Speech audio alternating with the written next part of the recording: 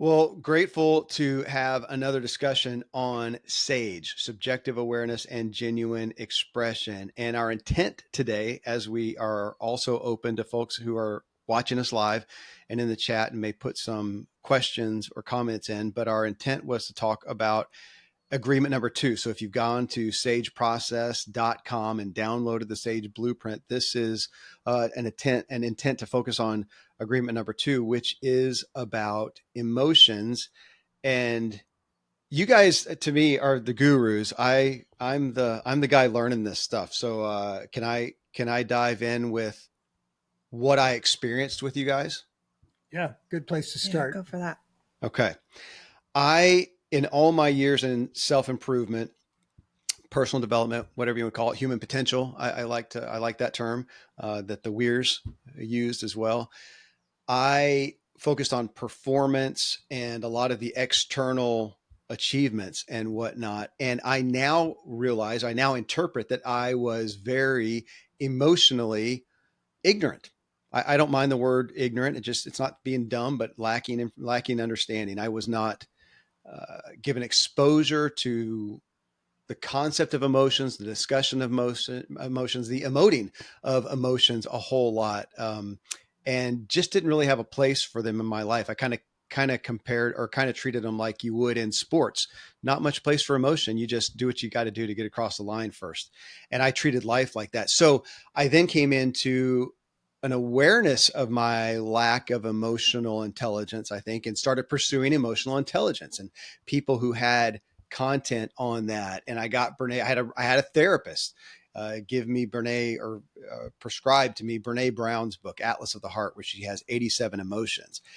I found value in that of going, gosh, what am I feeling? Oh, I'm feeling disgust. I'm feeling nostalgia. I'm feeling bitterness. I'm feeling whatever. But my perspective was, oh, and so she made me feel this way, and that made me feel this way. And that was my perspective. I feel like that was maybe a rung up the ladder, but it was then with Jake and Hannah, and not really. I mean, goes further than just those of you who know Jake and Hannah's past with Percept Language. Jake sent me his series of content called Transformative Tales, which at some point I want to talk about and maybe offer again. And then his book, Get Weird. And through the combination of talking with them, of Percept Language, of those resources, then I won't forget. I was on a camping trip and a dark cloud came over, and we use that as an example. And where one person, and I'll make this part up, but one person could look at that cloud and go, "Oh, that cloud scares me," because they have an experience with lightning and somebody getting injured with lightning. And the person next to him says, "Oh, that cloud excites me," because they grew up on a farm and that meant possible, water for the crops. Well, then the only thing that I could figure out from that is apparently the cloud doesn't do squat. The cloud's just a cloud. It doesn't make either of us. We are making it based on our context.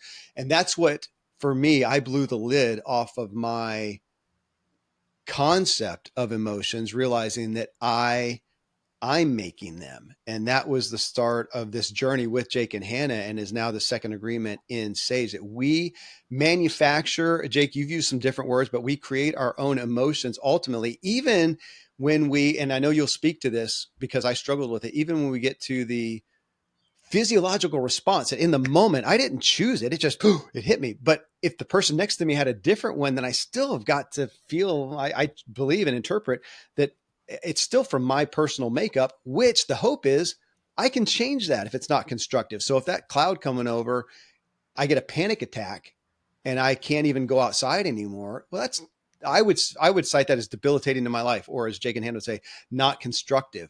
Well, if I'm making that, I can change that. That's the hope here. That's what I've been experiencing in my journey with Jake and Hannah and with SAGE.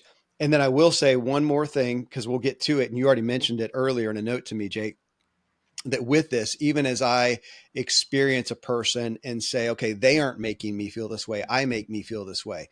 If I can't come to terms, and I'll let you say this later, Jake, but to terms with them on that, and I just am experiencing this continual, I'm making myself feel negative towards them. There is a place. It doesn't mean that it's just they get a get out of jail free card for doing anything. That's where I come in with boundaries. So those are the big hot spots that I've hit as I've talked with people through this. Is there are physiological response we didn't choose in the moment. There are boundaries, so it's not just a free for all because it's all on me.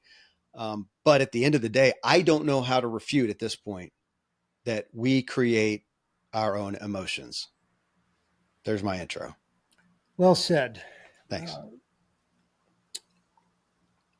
the agreements are related one to the next. So we started off talking about the first agreement that we don't experience reality, we experience our interpretation of reality, and it's our interpretation that generates our emotion. And so it really helps if you accept or embrace the first agreement.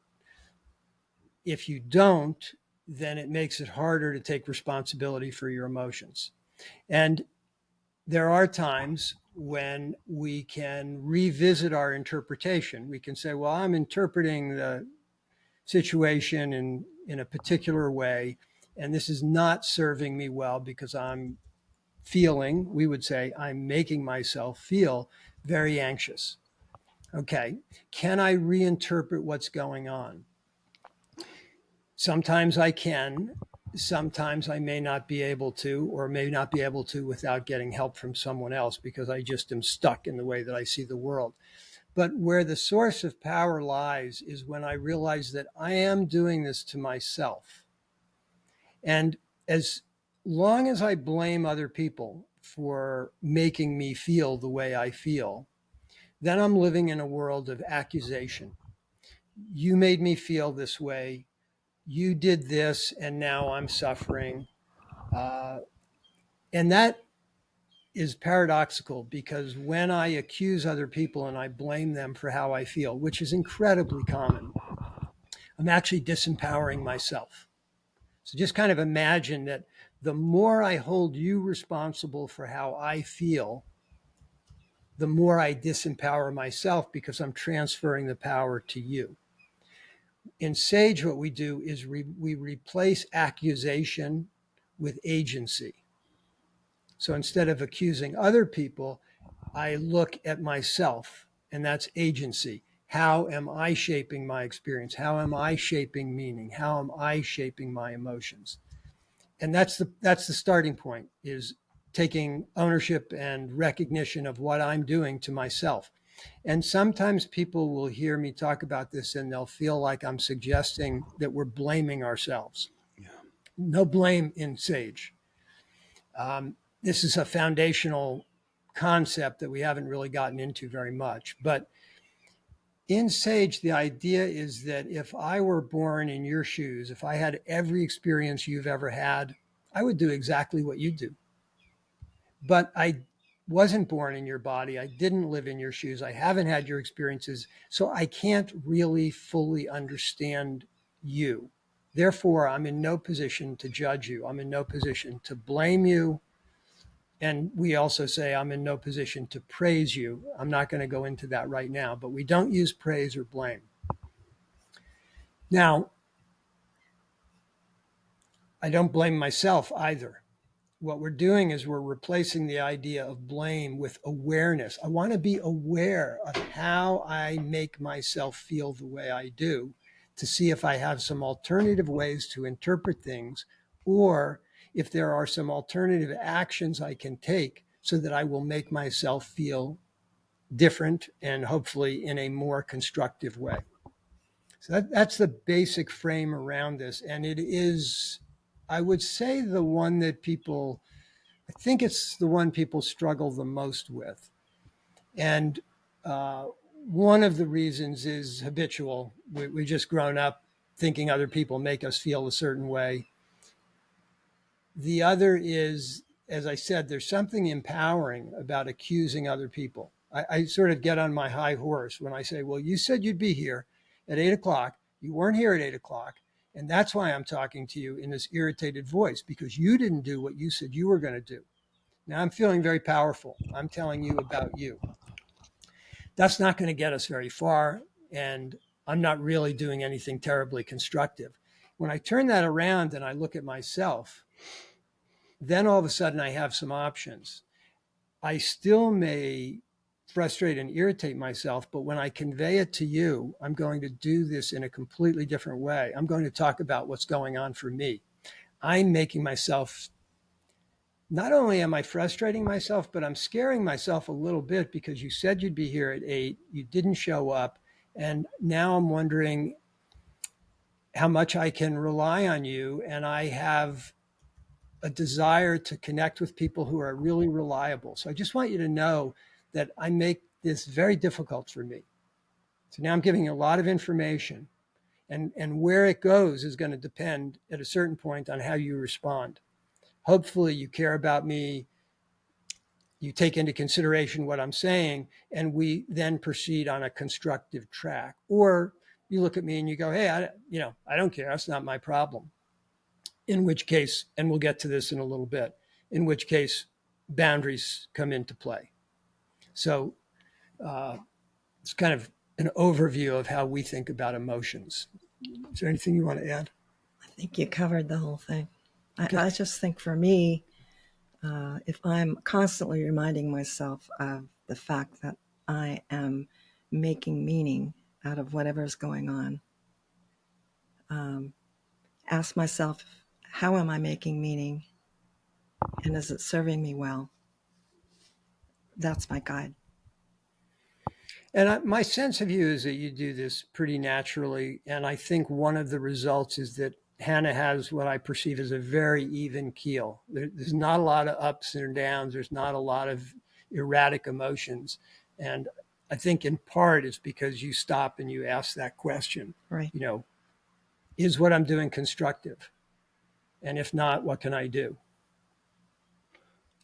Well, let's play with that then, because I've also literally heard you guys talk about when we kind of talked about that. So is the goal for everybody to be Hannah? And you said, no, you can be, super high, low, whatever floats your boat. I guess that's the question. Is it floating your boat and others? And if you can do that and realize that you're doing it and enjoy, yeah, I love the high highs and I love that. And I know I'm doing it and I'm good with it. Okay. Right. Fair. My Right. goal is to be Hannah. I didn't say mine wasn't. I was just trying to set that bar out there. Of course it is, but take that. I did want to ask you because you related it, Jake, primarily to relationships, to a person. They made me. And then engaging with them. And I do want to step into that. Are they curious? Do they care? And can we come together, or is there a need for a boundary? But let's take it to a circumstance then, such as, well, I'm here in Florida and apparently it's record heat. So I'm from the high mountains. I live at 8,500 feet above sea level in the Rockies, and very dramatically different. I think that's an objective truth. Very different climate. We can look at the weather today and showcase it's very different, especially humidity. So out here, when I walk out and it's direct sun and the level of humidity they have right now, I'm almost, I struggle with feeling almost debilitated. So I can look at that and go, again, it is oppressive weather. It is terrible weather. It is horrible weather. And of course, is it because some of my folks here, they love it. I mean, they just love it. They recognize it, but they're out on a walk right now when the rest of us want to be in the air conditioning. So again, it's not. And then I have to look at that and go, well, I do have a relationship, but I'm not going to talk to the weather and probably get it to alter itself around me. So what am I going to do? Am I going to I don't know, how would you guys say it? I mean, am I going to look at it and go, well, what can I be grateful for? And can I change my perspective? In this case, I'm here for 9 days anyways. And so I might as well make some peace with it. But overall, I don't choose to live here and I won't because of that. I do like a different climate, which could That's the come to a boundary. boundary aspect that I'm going to make the decision on um, how I, how I behave based on the meaning I know I'm making up, but it's valid to me. And it, again, is it constructive or not? And I don't have to live here. I'll make it constructive by choosing not to live here and visiting once in a while. Play with it. Play with any nuances that you would point out there on circumstances as opposed to the personal relationship. Well, this one for me is kind of easy because you've chosen to be in Florida because primarily you brought your kids and you're visiting your mom who lives there. So this is something that you chose. If you don't like Florida and you don't like the weather, then don't go visit your mom. And the typical response is going to be, well, no, I want to visit my mom. I love my mom. I'd like to spend some time with her. So then you put yourself in a situation where you're choosing to do something, but there's an aspect of it that you maybe make yourself unhappy about, right? Don't like the weather. Um, is there another way to make meaning of that? Yes. And yes, though as you were talking, I also wanted to call out to, because you right away pointed out I'm here by choice. Take it to the person. Can we take it real quick to the person too, who does, they're in a position where they, uh, it's hard for me to say that they don't have a choice, but we've all been in places where the choice is very difficult, whether it is uh, well, I'll just leave it Well, there. life-threatening illness diagnosis. That's not something that people choose. It's something that happens to us. And now the question is, what do I do with this event? What do I do with experience? How can I make it as good as I can possibly make it? And maybe that's for myself, or maybe I want to make it as good as it can be for other people. But this always comes back to agency. It's Yeah. always about, I'm in a situation, objectively, I'm going to suggest to you it's a very difficult situation. I certainly perceive it that way. What can I do to manage myself through this situation with personal agency so that I have as much inner security as possible? Remember, that's sort of in the background. What we're doing is we're linking personal agency to establish inner security, because with inner security, we behave better, we relate better, we experience more positive aspects of being alive, and we're far less reactive and far less dependent on other people. So that's sort of our premise in terms of our ability to work with personal agency. And the primary way that we have to do that is by changing our language. Right? Is it too simplistic then to say, I mean, I guess we go to the extreme, which we've mentioned before, Viktor Frankl in Man's Search for Meaning, where he had zero ability to influence his environment or the relationships for that matter. And he came back to the last and maybe best vestige I have is I have influence over the meaning that I make and the attitude I have and the perspective I have. And when the war was over, he got the hell out of the prison too. He didn't want to stay there, but he did. So coming back to personal agency, even in the place where I feel like I have the least ability to alter the circumstances or anything, I can still rest on, but at least I have the personal agency to alter me, to alter the inner self, to find peace, to make different meanings, I could give a whole list of opportunities there. Yeah. Yeah. And for those of you who may challenge yourselves with this, the one thing I will say is that until you play with changing the language, it's a little hard to understand the impact of doing so. In other words, we're kind of talking about difficult situations, and some of us are thinking about it from OS2. We're trying to apply objectivity to something that in SAGE we consider to be entirely subjective. And there's this clunkiness, there's an awkwardness to trying to do that. When we change the language, it's as if we're changing the flow of the stream. It's a completely different place that we take ourselves. And some of what we're talking about may be familiar to those of you who've been in cognitive behavioral therapy, where essentially the therapist is going to help you reframe things in a way you could say, well, that's not that different than SAGE. So you go in, you see the therapist, and you say, my mother made me so mad last night because she said X, Y, and Z. And the therapist says, well, when your mother makes you mad, is there anything you could do that would help? And the therapist is trying to get you to reframe what happened. But notice that the therapist Yeah. reinforced the idea that your mother's the one who made you feel bad. This is incredibly common. It's just how we talk, it's how we use language, it's how we think. And we do this pretty much unconsciously. So, what we're doing is we're inserting a shift in how we talk that changes the entire dynamic. My mother didn't do anything to me. My mother is my mother, and she's talking the way she's talked for, decades. I upset myself. And this is the point where we either step into our agency, which I don't think is easy to do without using subjective language, right? Or we victimize ourselves. We give power away and we hold other people responsible for however we feel. I, yeah. So Judy here in the chat, she put, changing my language, I feel very empowered and feel a sense of freedom, yet it is awkward learning to speak differently. I I'm a fan of awkward at this point, Judy, with this. I think that, I mean, think of anything that is at this point, if I look at what is most healthy for me overall, it's all awkward in relation to the culture. Now, I don't say that to minimize it, but it is. I mean, if you want to eat clean and especially, vegetarian or vegan, it's awkward. Social engagements, you might, eat a cracker because that's about the only thing that you can eat. Well, not even that if you don't do processed food.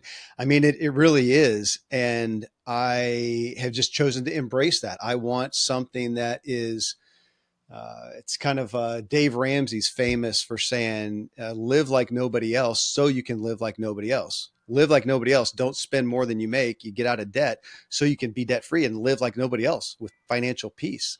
I appreciate the sentiment in that. And yeah, I was on a plane with 4 kids yesterday, and we had a 2.5 hour leg where a baby cried almost the entire time. One of those that's just out of control kid who's apparently horrifically miserable, and I was really trying to not be my old judgmental self. It was very difficult for me. I difficulted myself. I challenged myself. But I had a kid say, I really frustrate myself with that baby. And I said, I do too. And of course, the thing I'm thinking is, and I think every damn person on the plane is probably doing it too. But imagine Viktor Frankl's on the plane. He just got out of prison, and he didn't even hear the kid. He is ecstatic and exuberant. It's an exaggeration, but back to what you guys helped me with, if anyone could possibly interpret the situation different, how can I refute that I am the one who is frustrating myself? Somebody else, it may be music to their ears because they're longing for a child. They wish they could have a child, and that's beautiful. They'd be happy to have that crying baby. I get personal agency out of that, even though I'm going to choose to put my headphones on and I can't wait till we can get out of the plane. But taking that agency, I just find more peace, more sanity to that aspect. Now, if we took it further, and I went to the parents and said, you know what? I'm frustrating myself to death with your baby's crying. They've got choices. They could care and they could try to alter that or not, or they could say, well, tough. And then we're back into the relationship aspect of it. And you mentioned this earlier, that if I did this with you guys, and said, gosh, Hannah, when you use fewer words and don't speak a lot to me, I feel like you don't care about me. It's not true. But I could have that interpretation, and you could say, well, it sucks to be you, Kevin. And then I'd have to decide if I'm going to keep doing these calls with you. Knowing you would go, oh, wow. Well, I don't know how you would have the choice to respond. And then if you responded in a caring way and we come together, that's the beauty of it. I didn't blame you. I didn't accuse you. If you didn't and said, well, it's just because you're an infant, Kevin, and I think you're a horrible person, I can choose to then have a boundary and say, well, I'm not going to do these calls anymore. Is that too simplistic? Seems right on. Okay. It brings up two things in my mind. The first is for Judy. If I took everything Kevin said and I boiled it down, it's the last sentence that you wrote, Judy. You said, but it is awkward learning to speak differently. Oh, It yeah. is awkward learning to speak differently. And I would encourage you to say, I'm making myself feel awkward using language in a different way or speaking differently, because it isn't factually awkward. I mean, a lot of people may agree with you, but I actually enjoy what you're referring to as awkward, because to me, it's an indication that I am present and awake. I'm not on autopilot. And I'm slowing myself down. Which the piece. awkwardness, it uses Kevin's word, it forces us to slow down. And we think there's great value in that. I personally find I relax more when I speak more slowly. And when I use subjective language, I pretty much have to speak more slowly because I'm not on autopilot. So that's the first piece. I'd like to know, Judy, just try that on. And if you have any response, share that with us. The second part, I'm not sure if I remember, Kevin was talking about if he were to give Hannah feedback, her response depends in part on, does she hear him? Does she understand? Does she care? And if so, then they have what I would say that they become closer. They have an opportunity to figure out, well, how do we deal with this? What can we do? Oh, I know what I was going to say. On the airplane with the crying infant, Kevin could go up to the parents, but there's not much of a relationship. There's not much of a foundation. So the more foundation that you have with people, your partner, your kids, your friends, that's where you can really utilize this to the fullest extent. When you're doing it with strangers or people who don't particularly care about you, it requires even more what I call self-containment. I have to really manage my emotional life for myself because the other people may not care that I am making myself frustrated with their behavior or with their infant crying on the plane. But I still want to come back to myself. And I have more to say about this later. Yeah, I would agree. On the plane, I get the opportunity to own my emotion and fix me and sane myself. I do want to point back what you said about what Judy wrote, but it is awkward learning to speak differently. Judy, I responded to you and did just what you talked about a minute ago, Jake, with cognitive behavioral therapy. I validated that. I said, yeah, it is. I bet I did. If we go back to the train, I probably did. And in Sage, I would say, as one of the co-creators, that was errant. I errantly, according to Sage, affirmed you in that because you're right. It's not awkward to me. Owning the emotion, it is. I agree with you. I align with you. I don't find it awkward anymore. I enjoy it, and I enjoy that it. I like the word. I feel forced to, if I'm going to adhere to Sage, to slow down and to think, which this is such a great, I think I feel like it's a great training ground here doing these shows because I'm used to kind of riffing. Yeah. And man, it's hard to riff and to stay in Sage orientation, not go on autopilot, and then to do that and go and affirm something that according to Sage, I would not affirm. Right. Yeah. Yeah. Yeah. I noticed you said I enjoy it. I enjoy it. And John Weir would have said I enjoy myself. I enjoy myself. Yeah. That word, it. It shows up a lot. And I don't know if Dan Barr's on this call, but he went through the Sage blueprint that we shared, and he found numerous examples where we had used it or it is. And he was suggesting that we make those changes, which I've done, and the new version will come out in about a week. But the idea when we use impersonal pronouns is that we create distance. We say, it made me feel. It is difficult, as opposed to taking ownership. And again, coming back to, I am making myself uncomfortable. I am enjoying. And that's what so much of this is about is stepping into ourselves and embracing our agency. Judy said, I'm appreciating your comments, finding humor in the realization of your interpretation, and will own my feelings of awkwardness. Judy, it was actually when I came out to Hawaii and we spent time together, our initial or thoughts, I don't know whose it was I saw myself like being in a different country, speaking a different language. And so I'm supposed to ask, where the bathroom is. And I have to sit there and think about how to ask it in this different language. And even in my mind's eye, I was pulling out like a little pamphlet like they would in the old days, I guess, before smartphones, and looking, I guess, what's the translation of that word? And I found myself doing that because I would come to things with Jake and Hannah and go, I'm not sure how to say this. How can I, act? How can I be sage in this correspondence? And it was, I was very awkward in it. I felt very awkward, very, very inept. Today, I don't, but there are still some times when I find myself kind of struggling and bumbling along. And I do this with some of my kids. I was doing this with one of my daughters recently, and I just kind of stopped her. I said, I so appreciate what I feel is you're bumbling. I love it because you're doing it in your effort to be conscious Right. of what you are saying, which belies what you are thinking and believing and feeling. And this is the beauty. But my perspective was she was feeling somewhat some awkwardness in that, but as she gains it, and I'll tell you, Judy, one of the greatest gifts I feel for myself is being able to talk with somebody else who is aware of Sage, like Jake and Hannah, like my kids, like some of my friends.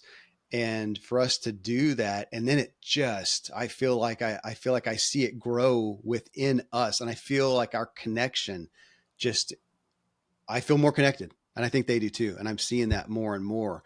But like anything, there's going to be a transition, I guess, period where it may, you may have some awkwardness. After a while, you begin just, you don't even have to think about it. That Hmm. you just, that's how you think and communicate and make meaning automatically. And when other people say things, we are translating it in our minds. So if Right. somebody comes up and tells me I'm a jerk, I hear them telling me about themselves. I don't hear them telling me about me. I hear them saying, somehow they take my actions, behaviors, who they think I am, and they make themselves uncomfortable. Now, I don't want people to do that. I don't want them to have that response. So I will hear that and I will think, is there some way I can change my behavior so that they're not making themselves so uncomfortable? But I don't hear it as a criticism of me. Okay. Yes. Okay, let's keep going. I'd like to keep going here. So, Mary, you wrote some there, and I was just reading what you wrote, but then Pat said I awkward myself to clarify myself in the percept part of me. Percept, for those of you who don't know, was the original terminology for what we now have as sage. But Mary said I do. Um, I do. She said me too. One of this came up in a discussion. I think it was yesterday on the plane with one of my kids that we I perceive, and from a sage perspective, we perceive that the world communicates in objective language. We speak as everything is, it is, they are, I am. All these finite, certain, and really objective language. When we all, if you read Sage and you agree, if you do, if you're here, I assume you do, you agree that the vast majority, I get to the feeling really personally of all of everything is subjective. That tree right there, it is a tree, but my experience of it is completely my own. So it's all subjective. But we speak objectively. We live in a world that speaks subjectively. If we live in, I'm in America right now, and most everybody is speaking English, and I'm going back to the awkward quote, and I'm choosing to speak a different language. Everything I say is almost everything is different. And I have a belief, which I struggle with that word a little bit, but at this point, I believe I have a hard time refuting this concept of subjectiveness. But to speak to it is different. I've told Jake and Hannah it was like when I was maybe 50 and I switched from regular shoes to minimalist shoes, minimalist running. Some people call it barefoot running. It took me years to get my feet strong enough to support it. Now that I get to run pain free. And I expect I'll run to the end of my life if I can't. That's the hope, the opportunity that I feel. So changing to a subjective language, which is ultimately how we define subject percept language, but sage language now. Um, As you can hear, how many times have I violated it right there in this last monologue? 11. Are you serious? I don't know. Oh, I need a counter. That's where we keep talking. I need the app that's like a little buzzer, zzz, zzz, like the bad posture buzzer, and it zaps me every time I say it. Yeah, It- and but when I slow down and think about what I'm actually saying, which I feel like belies what I'm really thinking, and I speak that way, I feel I sane myself. In my words, I peace myself. And what I'm experiencing, and pretty significantly, is I am seeing myself connecting myself with those I care about more and more and more. And I am watching what I absolutely perceive as their increased connectedness to me. I don't know a better selling point, at least for myself, than that. The other thing about this, I'm going to go a little tangent, which is there seems to be a presupposition that awkward is bad or problematic. Right. And this has deep roots in our culture. If any of you pay attention to the leaders in the alternative health movement, and there are many brilliant people in the field, what they're saying more and more is that we are becoming less healthy because we seek comfort. We don't want to be too hot. We don't want to be too cold. We don't want to sweat too much. We don't want to be too tired from exercising. And what's happening is as our comfort zone is getting smaller and smaller, we're becoming less resilient. We're becoming less tolerant of a variety of contexts, circumstances, weather. And this is relates to the awkwardness in that if we think of awkwardness as the result of building a new muscle, Mm-hmm. it's not necessarily a problem. It's really a remarkable opportunity. The more awkward, the more I'm trying something new, the more I'm breaking out of being on autopilot, the more I'm waking myself up. So give me awkward. I'll take it. And this is an example of how we have beliefs that are often completely unconscious. We don't even realize our reason for not wanting to be awkward. What is it about being awkward that people object to? We don't want to be foolish. Uh, we want to stay on autopilot. We don't have to work hard. We don't want to be that conscious. So this is where I connect with Kevin's use of the word force, that when I use subjective language, I actually force myself to see myself much more clearly. I start to see how I'm thinking. I start to see my beliefs that I may have been unaware of. So there's a lot of richness in awkwardness for me. I want to, hmm, I culturally, I'm going to bumble here a little bit to say this sagely. I perceive that there would be culture. If we blasted this out across the airwaves that everybody could see, put it on a Super Bowl commercial. If there's a lot of people that do not want personal agency for how they feel, they do not want to own their emotions. They do not want to look at the other political party and say, "Oh my gosh, that I, I really disgust myself with how they're positioning this issue." They don't want it. That entity is disgusting them, and to own it, we do not want to do that. We feel like it may let them off the hook. We feel like we are Mm-hmm. making it up. We don't want to do that. They're bad, evil, wrong, black, white. I mean, that's again, I feel like that's the culture that I perceived and I bought into. And there was for me a false security in that certainty, in that black white, in that right wrong. And to now come over and go, "Oh, I'm the one disgusting myself." It doesn't change my actions. I may still protest, I may still lobby, I'm still going to vote the way that I do. I may do what I do. But it just changes me, and I am owning. So here we are in America, the land of the free and the brave, whatever. And we don't talk very free and brave in my perspective. We want to argue our right and wrong, that if we break it down, it is not factual. It is not objective. Rarely. It is subjective. And yet we don't want to own it. And to me, it's for me, I'll say it, I'll own it. I feel now that I have been cowardly. I have been cowardly in that. I have been weak. I have been threatened. I have been fragile. That has been my identity. And now I don't want to be any of those things. I would like to be, call it what you want. Whatever word floats your boat, strong.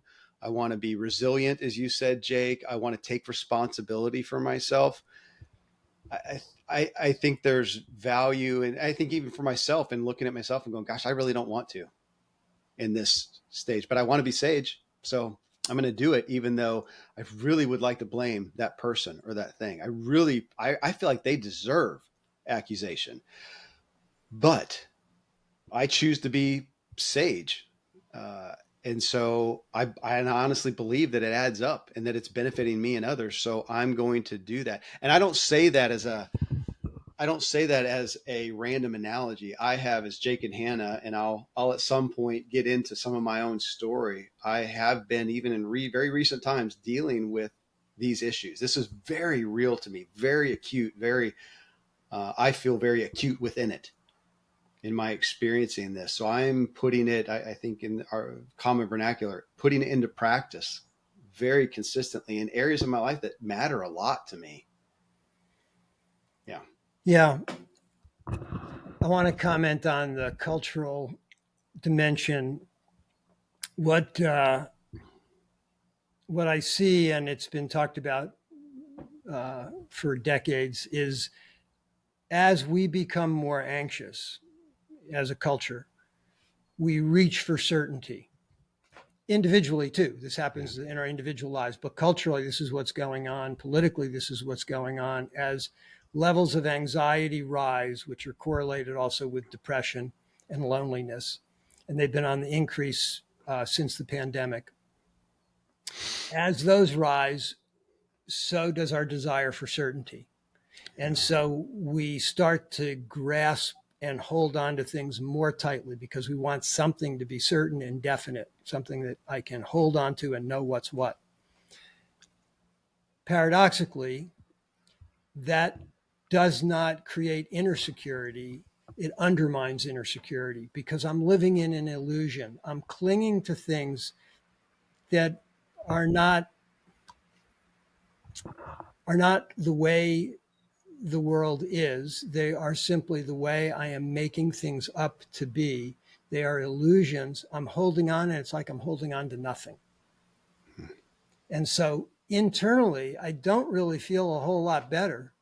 So I raise my voice and I speak louder and I make more derogatory comments about other people. And I keep doing this and doing this and doing this. And it leads to places that are potentially very dangerous. And I'm talking about whether it's between a couple or whether it's between political parties. But I perceive this to be a fundamentally unhealthy dynamic. It's part of our excitement about SAGE is trying to get this out into the culture so that people have a way of interacting with people who see the world in a different way, but it's no longer threatening. That it's no longer threatening. I no You longer threaten myself. Well, you remember me coming to you at some point in past months and going and realizing it was all, I felt I was playing a game with myself. Can I speak in a way that nobody can disagree with? If I really sage myself and speak, again, subjectively, sagely, I can speak in a way that nobody can disagree with because I'm just owning it Owning completely. myself. This is Oh, how I'm doing myself. how I'm doing. Yeah. And as you said, no, there's no threat, there's no blame, there's no accusation. Now, again, well, let's go ahead and do that then. We've mentioned it a couple of times. Doesn't mean that I don't create a boundary. And for the first time, so folks, on my show, I've had the biggest names in psychology and whatnot on the show, and I've done 2, if not 3 shows with different experts on boundaries. I conceptually, I feel like I understand it, agree with it, but putting it into place in action in my life, I have really, really challenged myself to do until Sage, and understanding that I'm not putting a boundary against anyone else, not asking them to change, not asking, I'm just saying this is, I frustrate myself with whatever, I irritate myself, I anger myself, whatever it is. And if that person is not curious, does not care, does not choose to engage with me, then it's up to me to create a boundary that is authentic, for myself. And it's for me. It's not about them. This is the first I've been able to start engaging with it healthfully, and in a way it's palatable to me, which almost feels like in my weakness, I've had to find a way that's palatable to me, but it doesn't just let somebody off the hook. That's the rub that, as I was trying to share Sage initially, that people would often, I had multiple people run up against, that, gosh, it's just letting them off the hook. And that's not the point. So go ahead into that, you guys. So I have what I really enjoy as a very succinct way to retain this idea, which is that we want to ask for what we want instead of complain about what we didn't get or complain about what we got and didn't like. Hmm. So if Hannah, we're in Hawaii, we have a dehumidifier in our house. We keep the doors closed when the weather's very damp and moist. If Hannah leaves the door open, that means that we're wasting electricity and the dehumidifier is running and we're not doing what we try to do. So I can then say to her, uh, I can either be critical of her for what she did. She left the door open and that's costing us a lot of money. I can be critical of her for what she didn't do. You didn't close the door. We agreed we're going to keep the doors closed. What the heck's going on? Both of those are going to probably create a defensive response because I'm telling her about her, which is not a good idea. Or I can just say what I want. I want us to make a greater effort to keep the doors closed when the dehumidifier is running. I don't think she's going to get terribly defensive. The typical response is going to be, "Oh God, that's right. I forgot." So ask for what you want instead of complaining about what you did get that you didn't want or what you didn't get that you wish you had gotten. What am I talking about? I'm talking about a very easy way to create boundaries. Hmm. And notice that when I ask for what I want, I'm talking about myself. And I can do it in the positive or the negative. In other words, I can say, I really want to be closer to you. And I think if we could have a check in once a week to make sure things don't get out of hand, I would really help myself. That's what I want. And that's a positive. Or I could say, I really don't want to have friction in our relationship. I I make myself very anxious when you and I are not connected. So now I'm talking about the thing that I don't like, but I'm taking full responsibility. This is what I want, and it's what I don't want, and I'm making a request. That's essentially a way of creating a boundary. Whether the other person responds well or not is up to them. If they do, as I said earlier, we deepen our relationship, we become closer, and we continue. If they don't care enough to listen or respect what I'm asking for, now I have to set another boundary, which may be distancing myself or creating some kind of limits. But all of this is done without any accusation, blame, Yeah. tension. It's a completely different conversation, a completely different way of setting a boundary. It's made a huge, huge difference in our relating with each other. Before Percept or Sage, we used to fight over who was right, and that just doesn't happen anymore. I, I think most of us can't imagine, yeah, a relationship where you don't at some point feel blamed or accused.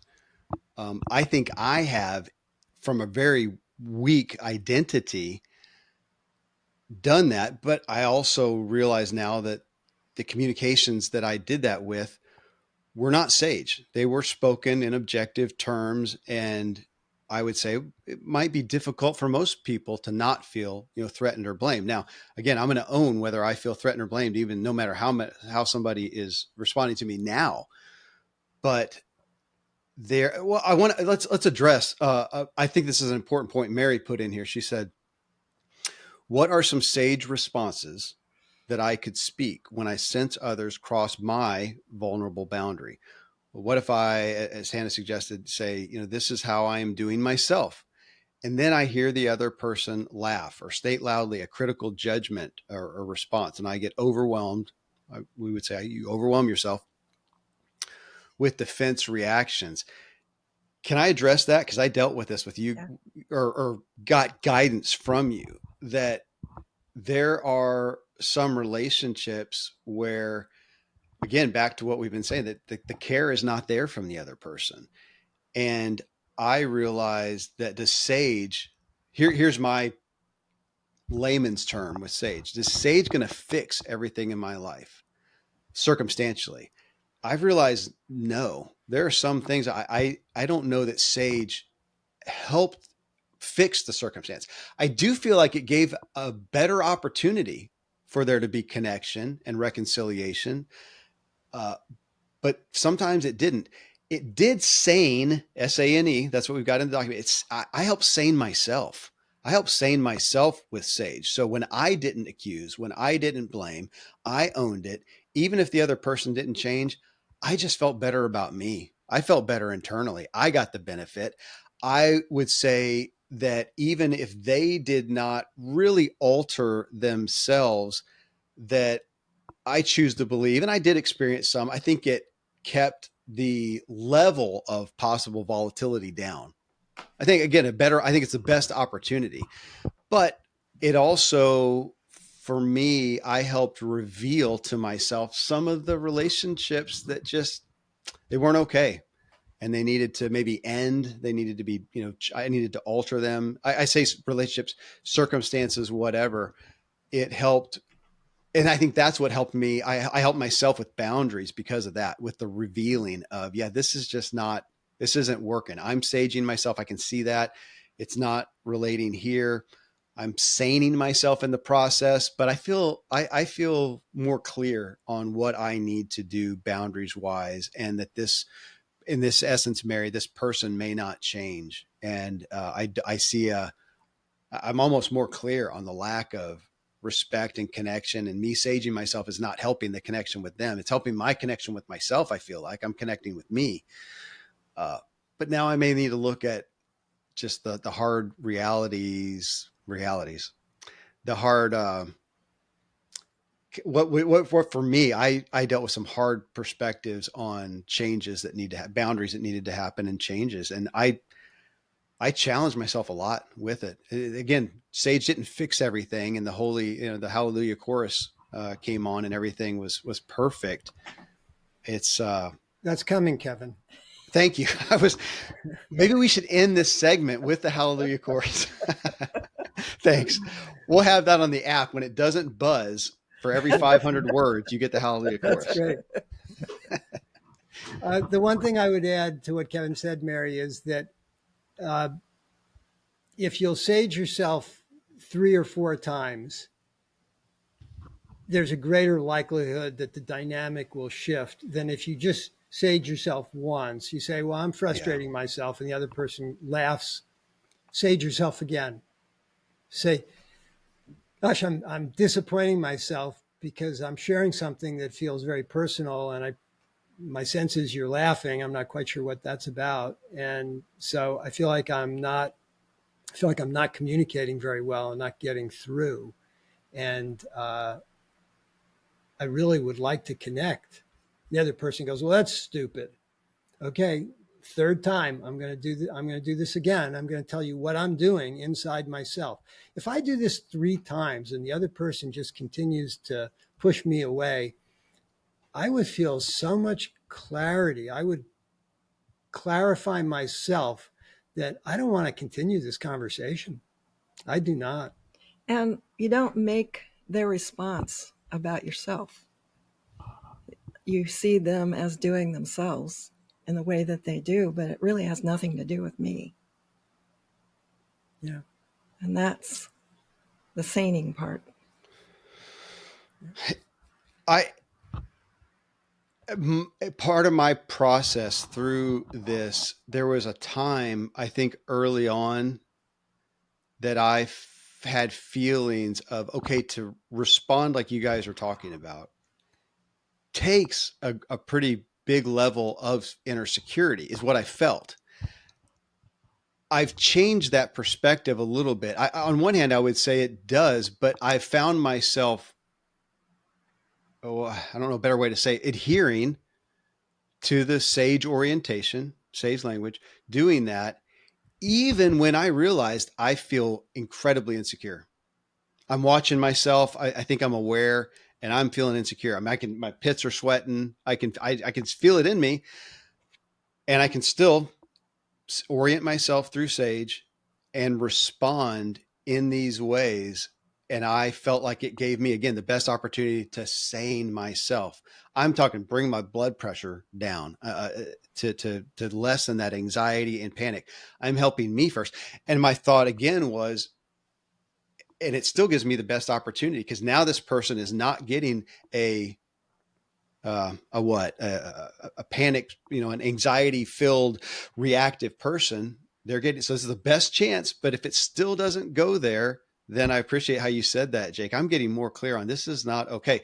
And guys over here in the chat, Mary said, oh my gosh, Mary, I resonate with in my, I want to say my past life. I still don't know how much exists in me now, but she said, I chose to let go of my own judgmental belief. She has in quotes, belief that the only right way to live is to always reconcile. Mary, I took that drug for a long time. It's really hard for me not to go into your story. We're at the top of the hour, but Hannah, maybe at some point you've got a story there on that aspect. Mary, I come to that especially from I attribute it to a religious context, but that's it, man. You die in the sword of forgiveness and reconciliation and whatnot. And I've had some reorienting. Let's do a show on that. Okay. We'll just take an hour and do it on there. And the only thing I wanted to say is, you can't blame your pits for sweating. You're sweating your pits. Fair. That's true. But that, as goofy as that is, how can I refute that? There's no trigger in me. I didn't take a drug. They're not. It is my thoughts that make my pits not only sweat, but smell differently than an exercise induced sweat. Literally, it's a different smell. And I am doing it. Somebody else could be here with a different interpretation, different experience, not sweating their pits. That is really funny. I funny myself with that one. Is that going to be the title of this podcast? You make your pit sweat. And then the hallelujah chorus. Yeah. Well, there you go. Yeah, this great. I thank you guys for I really got great value for myself out of the comments you put in the chat. I like that part of it. Thank you guys for being with us live. And go ahead, Jake. Yeah, I just saw Ralph had a comment about the babies learning to walk, see themselves as being awkward, Oh, and consider continuing to crawl as the safer course. And what he's sharing is, in a way, a metaphor. The baby doesn't have that kind of self-reflection or judgment. We're doing that to ourselves, right? So thank you, Ralph. Yeah. yeah. Thank you. Okay. Thank you all for being here. We'll be back next week. It may be, we did alter the day and time because of my traveling, and next week I'll still be here. So maybe we'll talk about it. We'll put it out.